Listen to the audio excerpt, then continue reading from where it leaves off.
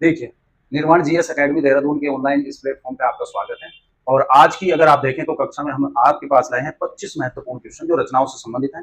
आगामी परीक्षाओं में कहीं ना कहीं क्या है, महत्वपूर्ण होने वाले हैं। ठीक है, तो एक एक पर अगर आप देखें तो हम चर्चा करते हैं। पहला जो अगर आप देखें, पहला क्वेश्चन है हमारा, आधुनिक ढंग से पहला एकांकी किसे माना जाता है। वेरी वेरी इंपॉर्टेंट क्वेश्चन रहता है। यानी यहां पर पूछा गया है आधुनिक ढंग का पहला एकांकी। वैसे तो अगर आप देखें चार आपके पास ऑप्शन है, एक घूंट है, भौर का तारा है, बादल की मृत्यु है और कारवा है, ये आते हैं। इस रूप में अगर आप देखें तो एक घूंट भी कहीं ना कहीं आपका क्या एकांकी है, लेकिन यहाँ आपको क्वेश्चन में ध्यान से पढ़ना है आधुनिक ढंग से। तो यहाँ आधुनिक ढंग से अगर आप देखें तो हमारा बेस्ट आंसर हो जाता है बादल की मृत्यु। बादल की मृत्यु को अगर आप देखें तो इसके जो कहीं ना कहीं क्या है, ये किसके द्वारा रचित है, अगर आप देखें तो डॉक्टर रामकुमार वर्मा के अनुसार इसको क्या है लिखा गया है। और डॉक्टर रामकुमार वर्मा ने अगर आप देखें ये एकांकीकार के जनक माने जाते हैं। आधुनिक ढंग से इन्होंने क्या सबसे पहले एकांकी लिखने की परंपरा को शुरू किया था। और बादल की मृत्यु जब इन्होंने लिखा तो इसका जो समय था वो 1930 के आसपास था। बहुत वेरी वेरी इंपॉर्टेंट क्वेश्चन रहता है। अगर आप देखें तो यहाँ हमारा आंसर हो जाता है बादल की मृत्यु। ठीक है, नेक्स्ट क्वेश्चन की ओर बढ़ते हैं। दूसरा क्वेश्चन है केशवदास द्वारा रचित आध्यात्मिक ग्रंथ का नाम। यहां पर दिया है, अगर आप देखें तो यहां दिया है आध्यात्मिक ग्रंथ। ठीक है, यानी अगर आप केशवदास को देखें तो रीति काल के कवि रहते हैं, महत्वपूर्ण कवि हैं। और रीति शब्द से संबंधित अगर आप देखें तो केशवदास प्रवर्तक भी माने जाते हैं। तो यहां पूछा है केशवदास द्वारा रचित आध्यात्मिक ग्रंथ का नाम क्या था। ठीक है, चार ऑप्शन आपके पास है, चारों रचनाएं अगर आप देखें तो केशवदास की है। जिसमें पहले अगर आप देखें विज्ञान गीता है, रसिक प्रिया है, कवि प्रिया है और रामचंद्रिका है। तो अगर आप देखें तो इन्होंने पूछा आध्यात्मिक ग्रंथ, तो आध्यात्मिक ग्रंथ हो जाता है हमारा विज्ञान गीता। विज्ञान गीता अगर आप देखें तो विज्ञान गीता में कहीं ना कहीं आध्यात्मिक ग्रंथ है और ये कहीं ना कहीं प्रकाशों में विभक्त है। एक किस्म से अगर आप देखें तो प्रबंध प्रकार की या मुक्तक प्रकार का काव्य भी इसको माना गया है। तो हमें याद रखना है कि आध्यात्मिक ग्रंथ इनका कौन सा है, वो विज्ञान गीता है। रसिक प्रिया और कवि प्रिया की बात अगर आप देखें तो रसिक प्रिया और कवि प्रिया भी कहीं ना कहीं सामान्य रूप से अगर आप देखें तो रसिक प्रिया और ये भी कहीं ना कहीं क्या है, ये शास्त्रीय ग्रंथ माने जाते हैं। कैसे माने जाते हैं, ये शास्त्रीय ग्रंथ है हमारे। ठीक है, उसके बाद अगर आप देखें ये हमारी क्या है आध्यात्मिक रचना हो जाती है। रामचंद्रिका से संबंधित अगर आप देखें तो रामचंद्रिका क्या है, राम कथा पर आधारित है, आधारित मानी जाता है। ठीक है, तो आपका बेस्ट आंसर हो जाता है विज्ञान गीता। अब नेक्स्ट बढ़ते हैं। तीसरा क्वेश्चन वेरी वेरी इंपॉर्टेंट रहता है। ये पूछा गया कि गोदान, आप जानते हैं कि गोदान जो है, गोदान का लेखक कौन है। ठीक है, यानी अगर आप देखें तो गोदान का मतलब गाय का दान है। लेखक कौन है, अगर आप देखें चार ऑप्शन है, चतुर्सेन शास्त्री रहते हैं, महादेवी वर्मा है, मुंशी प्रेमचंद जी रहते हैं, राघे राघव रहते हैं। ठीक है, तो हमारा बेस्ट आंसर हो जाता है मुंशी प्रेमचंद। मुंशी प्रेमचंद ने अगर आप देखें तो गोदान जो है एक किस्म से क्या है महाकाव्य, यानी अगर सामान्य रूप से देखें तो महाकाव्यात्मक उपन्यास माना जाता है। और कहीं ना कहीं किसान की त्रासदी से संबंधित माना जाता है, कालजयी उपन्यास माना जाता है। और इसका समय अगर आप देखें सर्वश्रेष्ठ उपन्यास माना जाता है। ये कहीं ना कहीं अगर आप देखें तो ये 1935 में प्रकाशित होता है। 1935 में इसको क्या प्रकाशित किया जाता है। और कहीं ना कहीं अगर आप देखें तो ये सर्वश्रेष्ठ उपन्यास भी है, सर्वश्रेष्ठ उपन्यास भी माना जाता है और महाकाव्यात्मक रूप में भी इसको माना जाता है। ठीक है, उसके बाद अगर आप देखें नेक्स्ट क्वेश्चन की ओर बढ़ते हैं। नेक्स्ट क्वेश्चन है निम्नलिखित में से कौन सी रचना सूरदास की नहीं है। वेरी वेरी इंपॉर्टेंट रहता है कि सूरदास की कौन सी रचना नहीं है। ठीक है, तो इस क्रम में अगर आप देखें तो कहीं ना कहीं हमारा एक किस्म से सूरदास की कौन सी रचना नहीं रहती है। ठीक है, तो सूरदास की अगर रचना की हम बात करें तो नहीं पूछा गया है इसमें। तो सूरदास जैसे सुर सारावली, साहित्य लहरी, सुरसागर, ये तीनों रहती हैं। लेकिन रमैनी की अगर हम बात करें तो रमैनी कहीं ना कहीं क्या है, ये कबीर के द्वारा रचित है। क्योंकि अगर आप देखें सबद, साखी और रमैनी, इनकी बात हम करते हैं। तो आपका जो आंसर हो जाएगा वो रमैनी हो जाएगा। सुर सारावली, साहित्य लहरी और सुरसागर ये सूरदास के तीन महत्वपूर्ण ग्रंथ हैं। वैसे ऐसा माना जाता है कि इनके कहीं ना कहीं 25 ग्रंथ हैं, लेकिन प्रमाणिक रूप में कहीं ना कहीं अगर आप देखें तो इनके क्या है, ये तीनों ग्रंथ हो जाते हैं। ठीक है, तो आपका बेस्ट आंसर हो जाता है रमैनी। रमैनी कबीर के द्वारा लिखी गई है। जब बीजक लिखते हैं कहीं ना कहीं, अगर धर्मदास की बात करें तो बीजक में कहीं ना कहीं है साकी, यानी अगर आप देखें तो सबद, साकी और रमैनी का क्या है एक किस्म से कॉम्बिनेशन करते हैं। नेक्स्ट क्वेश्चन की ओर बढ़ते हैं। उसके बाद देखें हिंदी साहित्य को कितने कालखंडों में क्या है विभक्त किया गया है। वेरी वेरी इंपॉर्टेंट रहता है और सिंपल भी क्वेश्चन अगर आप देखें सामान्य रूप से आजकल ये भी पूछा जाता है कि हिंदी साहित्य में कितने कालखंड है। यानी कालखंडों की अगर हम बात करें तो 2 है, 4 है, 3 है, या 2 है, 5 है, 3 है या 4 है। तो आपका बेस्ट आंसर हो जाता है 4। क्योंकि अगर हम चारों की बात करें तो पहला जो काल होता है हमारा, अगर आप देखें तो ये आदिकाल है। उसके बाद अगर आप देखें तो ये कहीं ना कहीं क्या है, भक्ति काल है। और भक्ति काल के बाद अगर आप तीसरा देखें तो ये कहीं ना कहीं क्या है, ये रीति काल है। और रीति काल के बाद अगर चौथा देखें तो ये कहीं ना कहीं क्या है, ये आधुनिक काल है। तो इस रूप में अगर आप देखें तो कहीं ना कहीं हमारे पास ये चार काल हो जाते हैं। अनेक विद्वानों ने इनके जब नामकरण किया गया तो आदिकाल को अनेक अन्य नामों से भी इसको दिखा गया। तो हमारा बेस्ट आंसर हो जाएगा 4। नेक्स्ट बढ़ते हैं। उसके बाद अगर आप देखें तो आधे अधूरे किस विधा की रचना है, वेरी वेरी इंपॉर्टेंट रहता है। आधे अधूरे, आधे अधूरे। और आधे अधूरे की बात अगर हम देखें तो ये किस प्रकार की विधा है, ये इन्होंने पूछा है। किस प्रकार की विधा है, अगर आप देखें नाटक है, कविता है, उपन्यास है या कहानी है। तो कहीं ना कहीं अगर आप देखें तो ये हमारा क्या है, नाटक हो जाता है। और नाटक अगर आप देखें तो आधे अधूरे किसने लिखा है, मोहन राकेश ने लिखा है। वेरी वेरी इंपॉर्टेंट रहता है, मोहन राकेश के द्वारा लिखा गया नाटक है। और इसका लगभग अगर आप समय की बात करें तो लगभग समय कहीं ना कहीं क्या है, 1969 में आता है। समय अगर आप देखें तो 1969। ठीक है, तो आपका बेस्ट आंसर हो जाएगा नाटक। इस तरह से भी क्वेश्चन आजकल पूछे जाते हैं, उसकी विधा से हमेशा संबंधित क्वेश्चन पूछे जाते हैं। नेक्स्ट क्वेश्चन की ओर बढ़ते हैं। उसके बाद देखेंगे निम्नलिखित में से छायावादी रचनाकार कौन है। बहुत इंपॉर्टेंट है, आजकल ये भी पूछे जाते हैं। ठीक है, तो इसमें अगर आप देखें 4 ऑप्शन आपके पास रहेंगे। ये 4 ऑप्शन है, जैसे मुक्तिबोध है, त्रिलोचन शास्त्री है, नागार्जुन है और सुमित्रानंदन पंत है। ठीक है, तो इस कड़ी में अगर आप देखें तो हमारा जो अच्छा बेस्ट आंसर रहेगा वो सुमित्रानंदन पंत रहेगा। सुमित्रानंदन पंत को हम क्या है, छायावाद का चितेरा कवि भी कहते हैं। क्या कहते हैं, चितेरा कवि भी कहा जाता है। उसके बाद अगर आप देखें तो मुक्तिबोध को सामान्य रूप से अगर आप देखें तो ये कहीं ना कहीं क्या है, बहुआयामी है। बहुआयामी इनको एक किस्म से दर्शी माना गया है, या बहुआयामी कवि हैं। और बहुआयामी हम जब कवि कहते हैं तो इसमें कहीं ना कहीं क्या है, जैसे प्रगतिवाद, प्रयोगवाद व नई कविता, नई कविता के सेतु के रूप में जानते हैं। ये सेतु का काम करते हैं कौन, एक किस्म से अगर आप देखें मुक्तिबोध। त्रिलोचन शास्त्री की अगर बात करें तो त्रिलोचन शास्त्री भी कहीं ना कहीं क्या है, ये प्रगतिवादी कवि माने गए हैं। उसके बाद अगर आप देखें नागार्जुन जो है, ये कहीं ना कहीं क्या है, प्रगतिशील कवि के साथ साथ कहीं ना कहीं क्या है, अगर आप देखें तो जनवादी कवि भी माने जाते हैं, इंपॉर्टेंट रहते हैं जनवादी कवि।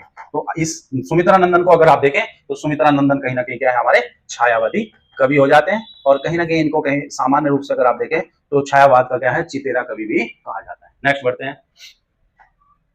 उसके बाद देखें जयद्रथ वध किसकी रचना, वेरी वेरी इंपॉर्टेंट रहता है, बहुत पूछा गया जयद्रथ वध। ठीक है, जयद्रथ वध की बात अगर आप देखें तो किसने लिखा है और कब लिखा है, इस पर भी हम चर्चा करेंगे। जयद्रथ वध की बात अगर आप देखें, 4 ऑप्शन रहेंगे, मैत्री शरण गुप्त है, महादेवी वर्मा है, सूर्यकांत त्रिपाठी निराला है और जयशंकर प्रसाद है। ये 4 ऑप्शन रहते हैं। जयद्रथ वध को अगर आप देखें तो कहीं ना कहीं मैथिली शरण द्वारा लिखा गया है। और इसका अगर आप समय की बात करें तो 1910 के आसपास इसको लिखा गया है। ये कहीं ना कहीं क्या है, खंड काव्य के प्रकार का एक किस्म से रचना मानी जाती है, खंड काव्य है। और 1910 में लिखा है, मैथिली शरण गुप्त लिखा है। वेरी वेरी इंपॉर्टेंट रहता है जयद्रथ वध।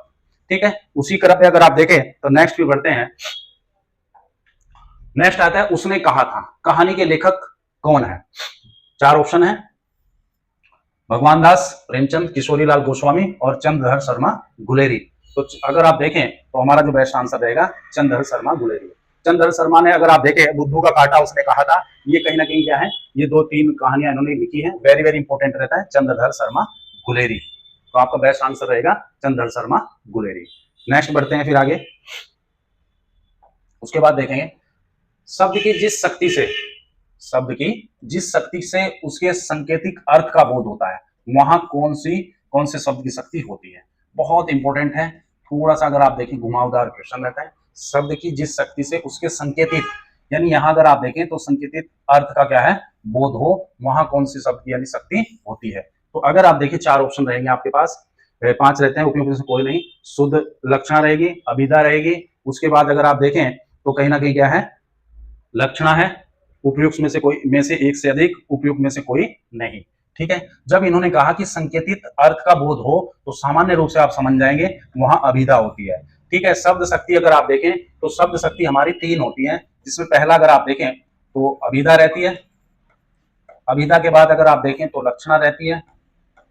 फिर इनके प्रकार रहते हैं। लक्षणा के बाद अगर आप देखें तो कहीं ना कहीं क्या है, व्यंजना रहती है। ये शब्द शक्ति के 3 प्रकार होते हैं। अभिधा अगर आप देखें तो अभिधा सामान्य शब्द, जो सरल शब्द भाषा में कहा गया, जो पाठक की समझ में तुरंत आ जाता है, उसको अभिधा कहते हैं। लक्षणा होती है जब हम किसी बात को घुमा करके कहते हैं। व्यंजना अगर आप देखें तो व्यंजना किसी प्रकार का क्या है, एक किस्म से व्यंग कसना होता है। तो ये 3 प्रकार जो है शब्द शक्ति के, और हम जब संकेतित अर्थ में देंगे तो हमारा जो आंसर हो जाएगा वो अभिधा हो जाएगा। वेरी वेरी इंपॉर्टेंट है, हमेशा पूछा जाता है। नेक्स्ट बढ़ते हैं। उसके बाद निम्नलिखित में से कौन सी पुस्तक प्रेमचंद द्वारा नहीं लिखी गई है, इसको आप याद रखना, मेंशन कर लेना। कभी भी आए तो नहीं को हमेशा क्या फोकस करना है, क्योंकि कभी कभी गलत हो जाता है। जैसे ये 4 ऑप्शन आपके पास है, कर्मभूमि, रंगभूमि, कायाकल्प है और ध्रुव स्वामिनी है। तो आप समझ सकते हैं, वेरी वेरी इंपॉर्टेंट क्वेश्चन रहता है। और मुंशी प्रेमचंद से हमेशा क्या है, रचनाओं से संबंधित आपसे पूछा ही पूछा जाता है। तो इस रूप में अगर आप देखें तो कहीं ना कहीं ये किसकी रचना है। जैसे अगर ध्रुव स्वामिनी की बात करें तो आपका आंसर हो जाएगा ध्रुव स्वामिनी जो है वो किसने लिखी है, ये कहीं ना कहीं क्या है, ये जयशंकर प्रसाद की रचना है। किसकी है, जयशंकर प्रसाद की रचना है। और लगभग 1933 के आसपास इसको क्या है, लिखा गया था। तो आपका बेस्ट आंसर हो जाएगा ध्रुव स्वामिनी। कर्मभूमि भी लिखा है, रंगभूमि भी लिखा है और कहीं ना कहीं कायाकल्प भी इन्होंने लिखा है। ठीक है, तो पुस्तक अगर आप देखें तो आपका आंसर डी हो जाता है। नेक्स्ट, उसके बाद आता है ज्ञानपीठ पुरस्कार किस भाषा से संबंधित है। बहुत ही अच्छा क्वेश्चन है, ज्ञानपीठ पुरस्कार से संबंधित है। और इसमें अगर आप देखें तो ज्ञानपीठ पुरस्कार जो है वो कब दिया गया था, सबसे पहले उस पर चर्चा करेंगे। किसके द्वारा स्थापित किया गया, ये है। अगर 4 ऑप्शन है तो संस्कृत से, हिंदी से, तमिल से या संविधान की 8वीं अनुसूची की। ठीक है, तो यहाँ पूछा गया ज्ञानपीठ पुरस्कार किस भाषा से संबंधित है। तो हमारा जो आंसर रहेगा वो कहीं ना कहीं क्या रहेगा, वो हमारा आंसर रहेगा डी, संविधान की 8वीं अनुसूची। सीधा संबंध है कि 8वीं अनुसूची में जितनी भी भाषाएं हैं उससे संबंधित जितनी भी रचनाएं हैं उसके लिए ज्ञानपीठ पुरस्कार क्या है, देने की व्यवस्था की गई है। ज्ञानपीठ पुरस्कार की अगर हम बात करें तो 1961 में इसको क्या है, स्थापित किया गया था, या एक किस्म से सबसे पहले इस पर क्या है, संज्ञान लिया गया। और 1965 के आसपास जो है सबसे पहला ज्ञानपीठ पुरस्कार क्या है, देने की घोषणा की।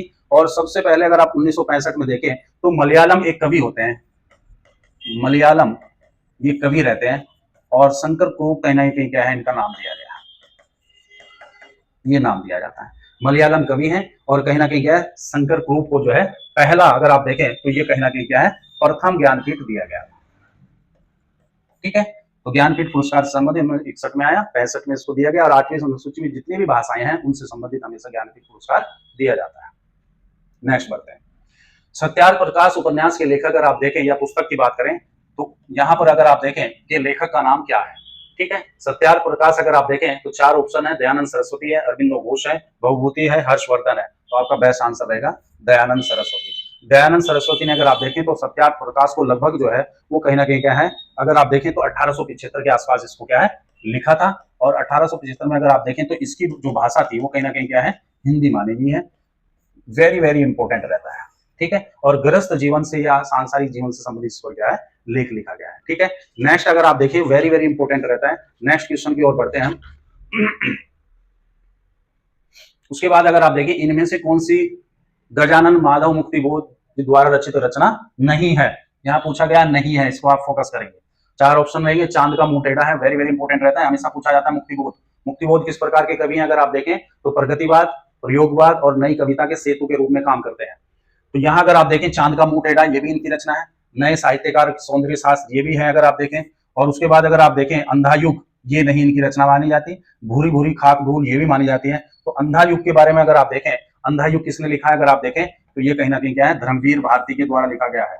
किसके द्वारा, धर्मवीर ये भारती के द्वारा लिखा गया है। वेरी इंपॉर्टेंट रहता है, धर्मवीर भारती के द्वारा लिखा गया है। और इसका समय अगर आप देखें नाटक प्रकार का है 1953 और 54, यानी ये जो है नाटक विधा का रहता है। इसकी जो विधा है वो नाटक है। और कहीं ना कहीं क्या है, ये 1953 या इसमें 2 डेट दी जाती है, 1954 के आसपास इसको क्या है, प्रकाशित किया जाता है। तो इस प्रकार से अगर आप देखें तो आपका बेस्ट आंसर रहेगा कि गजानन मुक्तिबोध के द्वारा कौन सी रचना नहीं लिखी गई है, तो वो अंधा युग है, ये नाटक रहता है, धर्मवीर भारती के द्वारा लिखा गया है। नेक्स्ट क्वेश्चन जो बढ़ते हैं, उसके बाद देखते हैं तुलसीदास द्वारा रचित प्रसिद्ध जो महाकाव्य है का नाम क्या है। प्रसिद्ध महाकाव्य है वो किसने लिखा है अगर आप देखें तो ये कहीं ना कहीं क्या है, रामचंद्रिका है, रामचरितमानस है, अकरावट है, चंद्रासार है। तो आपको जानकारी होगी, रामचरितमानस इन्होंने लिखा है, महाकाव्य है। अगर आप देखें तो ये 1631 संवत के आसपास इसको क्या है, लिखा गया था। 7 कांड इसमें रहते हैं और महाकाव्य की श्रेणी में आता है। ये किसकी श्रेणी में आता है, महाकाव्य की। भाषा की बात करें तो कहीं ना कहीं क्या है, ये अवधि प्रकार का रहता है, बहुत इंपॉर्टेंट रहता है। तुलसीदास के द्वारा अगर आप देखें तो राम पर आधारित है, रामचरितमानस है इसमें, वेरी वेरी इंपॉर्टेंट रहता है। ठीक है, और इसको अगर आप देखें तो 2 साल कहीं ना कहीं क्या है, इसमें यह भी माना जाता है कि 2 वर्ष 7 माह, ठीक है। और कहीं ना कहीं अगर आप देखें तो 18 दिन के आसपास इसको क्या है पूर्ण किया गया था, या 26 दिन अगर आप देखें तो 26 दिन में इसको क्या है पूर्ण किया गया था, ठीक है। इस प्रकार से अगर आप देखें, नेक्स्ट क्वेश्चन की ओर बढ़ते हैं। उसके बाद देखते हैं परिंदे। परिंदे जो है कहानी संग्रह अगर आप देखें तो किसने लिखा है और कब लिखा गया है। परिंदे कहानी निम्न वर्णित में अगर आप देखें किस कथानक की है। भीष्म साहनी है, मुक्तिबोध है, निर्मल वर्मा है, बहादुर शाह जफर है। बेस्ट आंसर है बोध, अगर आप देखें वेरी वेरी इंपोर्टेंट क्वेश्चन रहता है, तो इसका जो आंसर रहेगा वो रहेगा आपका निर्मल वर्मा। निर्मल वर्मा अगर आप देखें तो परिंदे जो है वो कहीं ना कहीं क्या है कहानी संग्रह है, कहानी ये संग्रह है, इसमें आपको याद रखना है। निर्मल वर्मा के द्वारा लिखा गया परिंदे कहानी संग्रह है, और कहीं ना कहीं अगर आप देखें तो 1958 के आसपास लिखा गया, 1958 के आसपास इसको लिखा गया, ठीक है। नेक्स्ट क्वेश्चन देखते हैं। उसके बाद बढ़ते हैं, राजा राम मोहन राय का जो पत्र है बंगदूत सर्वप्रथम किस सन में प्रकाशित हुआ था। 4 ऑप्शन आपके पास रहते हैं, और इसमें अगर आप देखें तो 1888, 28 है, 32 है, 27 है, और कहीं ना कहीं 1829 रहता है। इनके द्वारा लिखा गया अगर आप पत्र बंगदूत की अगर हम सर्वप्रथम बात करें तो कहीं ना कहीं 1829 में लिखा गया था। इसका प्रकाशन कहीं ना कहीं अगर आप देखें कलकत्ता से होता है, यानी कलकत्ता से क्या है ये प्रकाशित होता था। सर्वप्रथम इसको अखबार माना गया या बंद पत्र माना गया, वेरी वेरी इंपोर्टेंट रहता है, ठीक है। और एक किस्म से अगर आप देखें तो साप्ताहिक पत्रिका है, क्या रहती है साप्ताहिक ये पत्रिका। उसके बाद नेक्स्ट बढ़ते हैं। उसके बाद देखते हैं अतीत के चलचित्र किसकी रचना है, वेरी वेरी इंपोर्टेंट रहता है। अतीत के चलचित्र किसकी रचना है, वेरी वेरी इंपोर्टेंट है, हमेशा पूछा जाता है। जैसे आपके पास अगर आप देखें तो कहीं ना कहीं क्या है अयोध्या सिंह है, सूर्यकांत त्रिपाठी निराला है, महादेवी वर्मा है, सियाराम शरण गुप्त है। तो अतीत के चलचित्र है, वेरी इंपोर्टेंट क्वेश्चन, हमेशा पूछा जाता है, महादेवी वर्मा के द्वारा लिखा गया है। और ये भी आपको याद रखना है, इस पर भी विवाद होता है कि ये रेखा चित्र है या संस्मरण है, तो आपको हमेशा याद रखना है ये रेखा चित्र रहता है, क्या रहता है रेखा चित्र है, अतीत के चलचित्र है, महादेवी वर्मा के द्वारा इसको क्या है लिखा गया है। और कहीं ना कहीं अगर आप देखें तो इसका जो समय है वो कहीं ना कहीं क्या 1941 के आसपास है, ठीक है। तो रेखा चित्र है, संस्मरण नहीं है, ये आपको याद रखना है। नेक्स्ट उसके बाद देखते हैं देवदास उपन्यास पर 3 बार फिल्म बन चुकी है। कितनी बार बन चुकी है 3 बार उपन्यास, इस पर क्या उपन्यास पर फिल्म बन चुकी है। और कहीं ना कहीं अगर आप देखें तो ये एक किस्म से क्या है उपन्यास का नाम, इसके जो उपन्यास का क्या है नामकार, यानी उपन्यासकार के कौन है इसके, और 3 बार इस पर क्या है फिल्म बन चुकी है। देवदास उपन्यास है, वेरी वेरी इंपोर्टेंट रहता है। तो आपका बेस्ट आंसर रहेगा, जैसे मुंशी प्रेमचंद है, शरद चंद्र चट्टोपाध्याय है, धर्मवीर भारती है, और रामचंद्र क्या है शुक्ल है। तो अगर आपका देखें तो कहीं ना कहीं क्या है इसमें शरद चंद्र चट्टोपाध्याय को माना जाता है, इनके द्वारा ये लिखा गया था, और लगभग 1917 के आसपास इसको लिखा गया था, शरद चंद्र चट्टोपाध्याय के द्वारा है। भाषा की अगर आप देखें तो भाषा कहीं ना कहीं इसकी क्या है बंगाली होती है, ये रहता है। तो इस क्रम में अगर आप देखें तो देवदास उपन्यास पर 3 बार फिल्म बन चुकी है, और शरद चंद्र चट्टोपाध्याय के द्वारा इसको क्या लिखा गया। नेक्स्ट, कौन सी कहानी मुंशी प्रेमचंद की नहीं है, ठीक है। कौन सी कहानी अगर आप देखें मुंशी प्रेमचंद की नहीं है। जैसे पहला है झूठा सच, परीक्षा, बड़े भाई साहब, ईदगाह। तो आप जानते हैं कि झूठा जो सच है वो कहीं ना कहीं क्या है उपन्यास है, पहले आपको ये देखना। 1958 और 60 में अगर आप देखें तो 2 भागों में इसको प्रकाशित किया गया था। और झूठा सच अगर आप देखें तो ये यशपाल द्वारा रचित है, किसके द्वारा है यशपाल द्वारा रचित उपन्यास होता है, ठीक है। ये हमारी 3 कहानियां हैं। और मुंशी प्रेमचंद ने अगर आप देखें तो इन्हें पूछा है नहीं है, तो आपके पास झूठा सच आपका बेस्ट आंसर हो जाता है, ठीक है। नेक्स्ट बढ़ते हैं फिर। उसके बाद देखते हैं कलम के जादूगर किसे कहा गया है, ठीक है। कलम के जादूगर मैथिली शरण गुप्त है, सुमित्रा नंदन पंत है, रामवृक्ष बेनीपुरी है, और मुंशी प्रेमचंद है। तो इसमें थोड़ा सा कंफ्यूजन रहता है कि अगर आप देखें तो इसका जो बेस्ट आंसर रहेगा रामवृक्ष बेनीपुरी। कलम के सम्राट अगर आप कहें तो कहीं ना कहीं मुंशी प्रेमचंद है, और जादूगर की बात करेंगे तो रामवृक्ष बेनीपुरी है।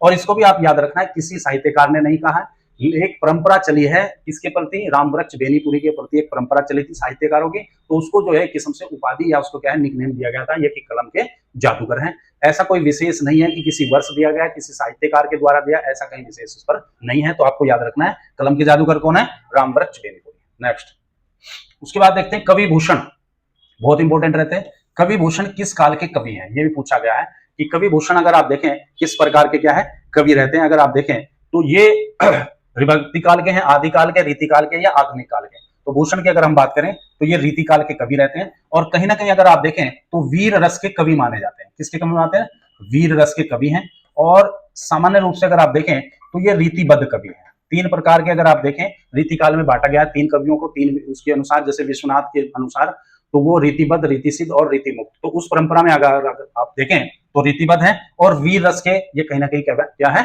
कवि माने जाते हैं। भूषण वेरी वेरी इंपॉर्टेंट रहते हैं रीतिकाल में। नेक्स्ट बढ़ते हैं। उसके बाद देखते हैं कबीरदास की भाषा कौन सी है, बहुत इंपॉर्टेंट है।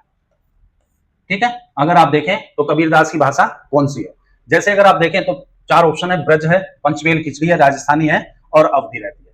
ठीक है, इसी क्रम में अगर आप देखें तो कहीं ना कहीं क्या है, इसकी जो अगर आप बेस्ट आंसर देखें तो पंचमेल खिचड़ी है। पंचमेल का मतलब होता है पांच भाषाएं हैं वहां पर। जैसे अगर आप देखें, जैसे पूर्वी रहेगा, ब्रज है, खड़ी रहेगा, राजस्थानी है, और राजस्थानी के साथ साथ अगर आप देखें तो पंजाबी है। तो ये पांच भाषाएं मिलकर के क्या है, पंचमेल खिचड़ी। श्याम सुंदर दास ने इसको क्या है, एक किस्म से बताया है कि पंचमेल। ठीक है, उसके बाद अगर आप देखें तो कबीरदास की कौन सी भाषा है, तो पंचमेल खिचड़ी है।